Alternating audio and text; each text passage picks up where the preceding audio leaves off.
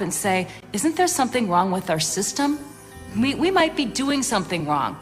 We should be finding ways to identify the strength, isolate it, and build on it. So, if you're going to focus on what they do well and what they do right, you might not be spending so much time, energy, and money trying to refocus on what everybody's doing wrong.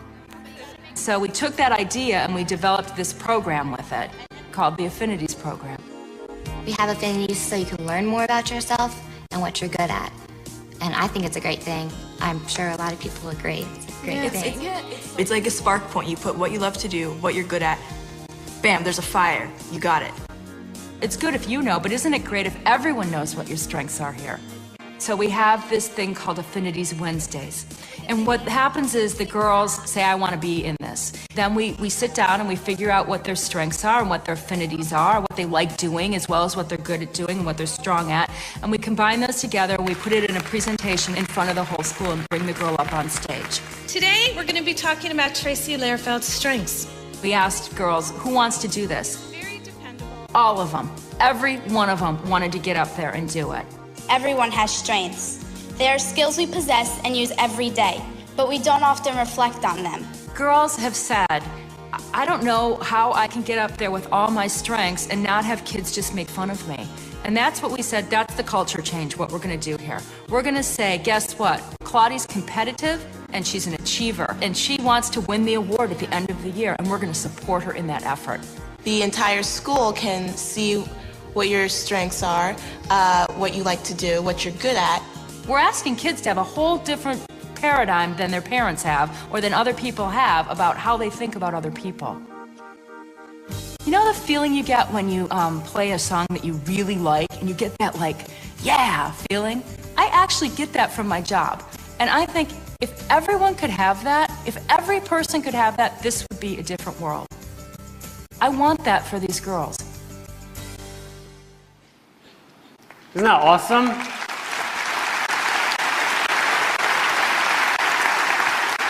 And as I said, this isn't some soft, warm, and gooey self-esteem curriculum. This is hard work. It's a 4-year curriculum designed to help these girls identify these strengths that they have and to use them. These girls now go on to Smith and to Vassar and to Harvard. Not that everyone should go on to a named college like that, but these girls have something to bring, and for years and years they've been told they were failures. So as I look around, I don't know about you, but as I look around, I see signs like at Purnell School. I see signs of change, that we're moving from a remedial world to a strengths-based world. And like you, maybe like you, I want to be accountable. I want to measure whether or not we're making a difference. So I've been repeatedly asking that same question again and again and again. Which do you think will help you be most successful? And it's been, 6, 7 years now. So now, after 6 years, this was in 2006, after all this great work, this was the poll in December. Today, this is the number of people in the US anyway, in 06, who build on their strengths. So it's nice to know I'm making a difference. Actually, we've just been redoing the poll every 6 months, so about 3 weeks ago we did it again for the US. And now, here's where we are today. This is 07. So we're back to exactly where we were back in 2000. In fact, never has one person had such measurable proof of his own irrelevance as I have this year. I mean, this is fun and everything, guys, but we're not making a difference. For those of you that think that you need to put your strengths in play to make your contribution to the world, remember, you're in a minority. Any person you bring on board into your church or onto your team or into your company is probably going to come from the blue bar, not the gold bar. They're probably going to make your team just a wee bit more remedial than they were before. But I tell you what, if you want to know whether or not you're living in a remedial world or you're leading a remedial team or a strengths-based team, you wouldn't just ask what people believe, would you? You'd ask what they do. You'd ask what percentage of a typical, here's actually the question. Let's just put that up. This is the question that we asked. What percentage of a typical day do you spend playing to your strengths? Don't put it up yet. Let's just hold it right there. Just hold it right there for a second. What percentage of a typical day do you spend playing to your strengths? Now, the context for this, right? The context for this is a world in which everybody says, people are our greatest asset. People are our greatest asset. And the reason they say that, of course, is the value of most everybody in this room and everybody that you lead, the value of everybody lies between their ears, doesn't it? Your value, my value, lies in our creativity, innovation, good judgment, persistence, all that stuff. That's why you're such an asset, because if you leave, you take it all with you. You take it away from the team. That's why you're such an asset, because your value lies in your creativity, your innovation, your good judgment. But, none of you are creative, or innovative, or resilient in every single aspect of your role in life, are you? Come on, there's some aspects of the role that you're playing right now, not someone else's role. There's some aspects of the role you're playing right now where you aren't really very creative at all, are you? There are some aspects of your role where your first idea is not only your best idea, it's your only idea. Now you keep talking, because that's what you do, but there's nothing there, really, is there? And we all sort of know that. There's a part of your job where your life where you're wafer thin, or wafer thin, to quote Monty Python, where you're wafer thin, right? And there's other parts, again, a little English reference, but there's other parts of your whole life where you're incredibly creative and innovative, where it's one idea after another with you. Not every idea is a great idea, but there's a lot of them. And we look at you and we go, oh, wow, that's where we can rely on them the most. That's the play they should run. We know where that is with you. Let's call those something. Let's call those your strengths. Shall we? Okay, so when somebody says people are our greatest asset, that's not quite right, is it? What we really mean is people's strengths are our greatest asset. Right? So with that in mind, what percentage of a typical day do you spend playing to your strengths? All right. That's the percentage in 05 of people who say most of the time. That's the percentage in 06. And that's the percentage in 07. And that's a tragedy. I'm not saying this happens everywhere. We've got, I know, a number of people here, 100 or so, from Chick-fil-A. If you go to the best restaurants at Chick-fil-A and ask that very question, there are some restaurants where 83, 84% of people strongly say that they play to their strengths most of the day. If I went into some of your teams, I bet there are some leaders in this room where I ask that very question, what percentage of a typical day do you spend playing to your strengths? And 80% of people would say most of the time. And there are perhaps some teams that you lead in this room where nobody would. But right now, we're at 12%. All of you felt when you were young, I bet, something like I felt. You felt special or unique or distinct, and you wanted to put that to work. You wanted to put your strengths to work. All these data suggest to me is right now, most of us aren't. If you want to know what this whole strengths movement is all about, it's how on earth do we move that number? In a room of this size, it's like this lot over here. You lot, yes, well done, you lot. It's you lot who are awesome work. Everybody else, sorry. We're not seeing the best of you. How do you move that number? As leaders, how do you move that number so that you really do get a chance to see the best of each person? I'd suggest there's two ways. First, as leaders, you could change your people systems. You could change the way you invite people onto your teams. You could change the way you talk to your people about their performance. You could change the way you do succession planning within your organization, your company, your church. You could change the systems.